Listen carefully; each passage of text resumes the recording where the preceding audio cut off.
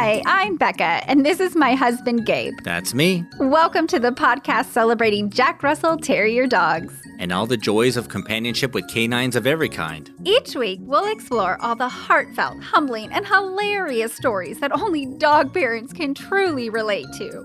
We're Jack Russell parents.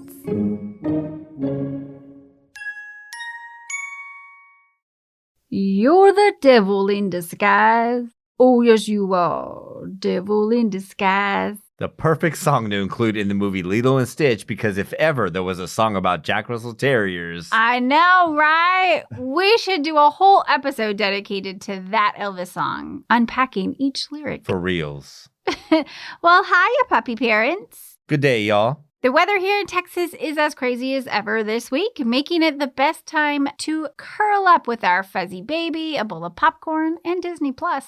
And that's exactly what we did this week. Scrolling through the endless options, we landed on the 2002 Disney classic Lilo and Stitch. Can't believe it's been 20 years. I know. Aloha to the Hawaiian side of my family. I forgot how fun this movie is. The story, the animation, how hilarious Lilo is. It was really a great evening with the family. And what makes it even more fun for us Jack Russell parents is, bet you didn't know this, is that the character Stitch, that cute, crazy little alien that people mistake for a dog. the very one, Stitch the crazy alien, is actually based on a Jack Russell Terrier. Well, we can't say that for absolute certainty. I disagree. Your Honor, may it please the court, I have here on my iPhone's Notes app notes I diligently took during the movie. Exhibits A through U, a lot of them, compelling evidence proving beyond a shadow of a doubt that Stitch is a Jack Russell Terrier in disguise. All right. Let's plead your case. Here they are, folks, the irrefutable pieces of evidence in mostly chronological order. First, Stitch doesn't like confined spaces. True. Jumba, the creator of Stitch, says he is bulletproof, fireproof, and can think faster than a supercomputer. He can see in the dark and move objects 3,000 times his size. His only instinct, to destroy everything he touches. That should be enough right there. But we'll continue. Stitch hates being shushed. Mm-hmm. We cannot shush Carson for a second. Nope. Stitch constantly steals. We've talked about this before. The whole episode. He steals a spaceship, a big wheel. Even Jumba says to create chaos, Stitch would steal street signs and everyone's left shoe.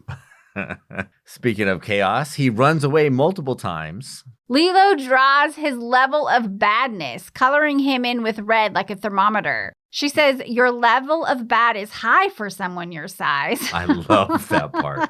I love it. Jumba says, when they're talking about where Stitch landed after he stole the spaceship, Jumba says, on what helpless planet has my monstrosity been released? And I love Jumba's voice. I don't know if I can do it.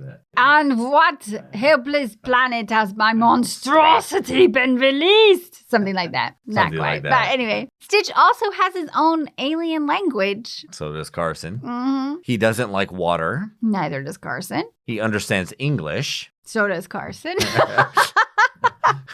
He taunts and teases, talks back, and trash talks on moms. He's out of control. Stitch is also stingy with other people's food. Yeah, other people's food. Mm-hmm. He takes the best bed for himself. Yep. Always. Mm-hmm. And he gets extra crazy after caffeine. Yeah. Now, we don't actually give Carson caffeine. He steals it. One time he got a good lap out of my coffee cup. Little crazy after that. He's slick. Stitch likes to do whatever Lilo does, whether it's dressing up like Elvis, building and destroying sandcastles, baking, fire juggling, hula dancing, and opening Christmas presents. He's all up in there, no matter what you're doing. And Lilo says, our family's small. You can be a part of it if you want. We'll raise you to be good. I'm still trying to raise Carson to be good. I'm still trying. We're on season 6 of Still Trying. Stitch's creator also says, don't make me shoot you. You were expensive. Oh. I think I've said those lines because, man, they pull it out of you. And then he says, after all you put me through, you expect me to help you? And the Stitch says, yes. And then he's all, okay. He's very persuasive. They always turn it back around. JRTs are persuasive. And the villain screams, "You're vile, you're flawed." But Stitch retorts, "Also cute and fluffy." That's true. He's all of those things. Eventually, towards the end of the movie, Stitch learns manners. JRT is super smart. They'll learn eventually. Eventually. Stitch says, "That's my family. It's little and broken, but still good." And finally, the last exhibit, Your Honor, the most iconic line from the whole movie, Ohana means family. Family means no one gets left behind or forgotten. Jack Russell Terriers, as you all know, are the ultimate ride or die companions. Case closed. All right. So truth be told, we can't say with 100% certainty that Stitch was based on a JRT pup. But all you Jack Russell parents know, given all the evidence we just presented, our case is strong. More than any animal ever, dogs, especially Jerts, have it tattooed on their hearts that Ohana means family.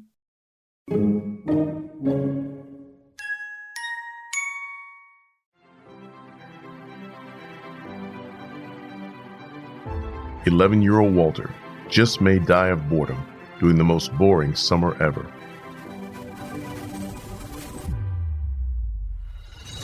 While exploring an abandoned garden, Walter discovers a mystical elf world where all dead plants spring to life at his touch. The downtrodden elves think Walter is there to save them with his new life-giving powers, to defeat the wicked Ichabod van Snothulk before he sucks everyone's joy dry with his never-ending list of rules. Walter will need to use his best power yet, his imagination. In a dying, oppressed world, one boy has the power to bring freedom and life. Walter Plume and the Dehydrated Imagination will take you and your middle grade reader on a thrilling journey while igniting the depths of your imagination. Boys to Book says, beautiful imagery leads to spectacular world building in this fantasy that will leave the young reader glued to the pages. Relatable characters add to the magic of the story with never a dull moment.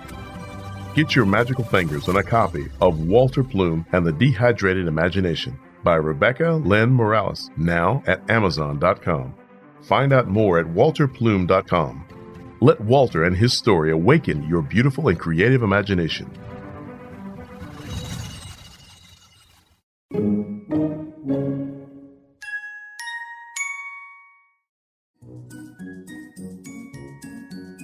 Did you enjoy this episode? Did you learn from the content?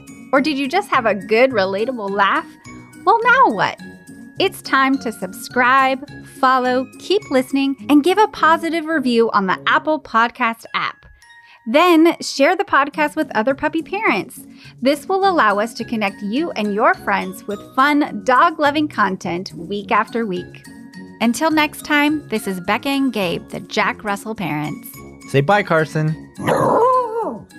We'd love to connect with you online at jackrussellparents.com or on Instagram, Facebook, and Twitter at JRT Podcasts. That's at JRT for Jack Russell Terrier Podcast. The Jack Russell Parents Podcast is produced by Earball Audio. Jack Russell Parents is brought to you in part by Super Chewer. From the makers of BarkBox, Super Chewer is a themed monthly delivery of toys and treats made especially for dogs who play harder and demand a challenge. Simply go to jackrussellparents.com and click the Super Chewer link to enjoy their great offers while also supporting our podcast.